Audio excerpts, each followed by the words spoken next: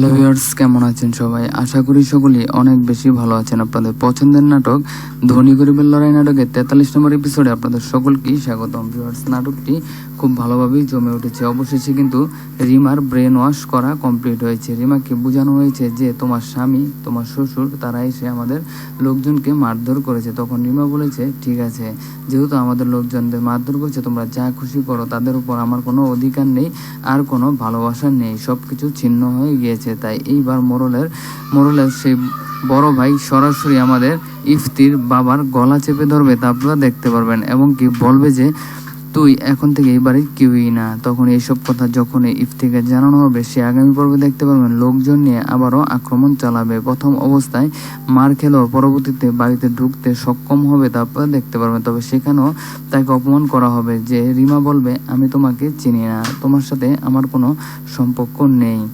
তবে রিমার যে ছোট আম্মা রয়েছে, সে সবসময় চায় তাদের সম্পর্কটা জোড়া লাগুক। এজন্য সে এবার নতুন একটা গেম খেলতে চলেছে। সে তার স্বামীকে বলেছে, তোমার তো এখানে কোনো একটা কুকুরের দাম থাকলেও তোমার কোনো দাম নেই। তাকে খেপিয়ে তোলা হয়েছে, যার কারণে সে এবার দেখতে পারবেন আস্তে আস্তে ভালোর পক্ষে চলে আসছে, যে তুমি খারাপ হয়ে কি করলে, তোমার তো কুকুরেরও দাম নেই। সব কথা বলাতে সে অনেক খেপে যাবে। অন্যদিকে এজেন্ট মাইন ইলহাম আমেরিকা চলে যেতে চলেছে। তবে সে যাওয়ার আগে একটা কাজ করে যেতে চায়।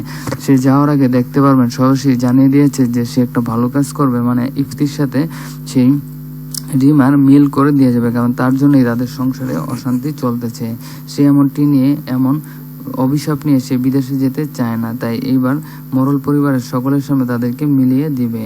যাই হোক, অবশেষে রিমা আবারও কলেজে ফিরতে চলেছে। সে তার নিজের মতো চলবে, আমাদের ইফতিকে অপমান অপদস্থ করবে, তার সামনে দেখতে পারবেন। তো ভিউয়ার, সামনে পড়লে কেউ মিস করবেন না। ইগল টিমের সাথেই থাকুন, আমাদের চ্যানেলটা সাবস্ক্রাইব করে রাখুন। আল্লাহ হাফেজ।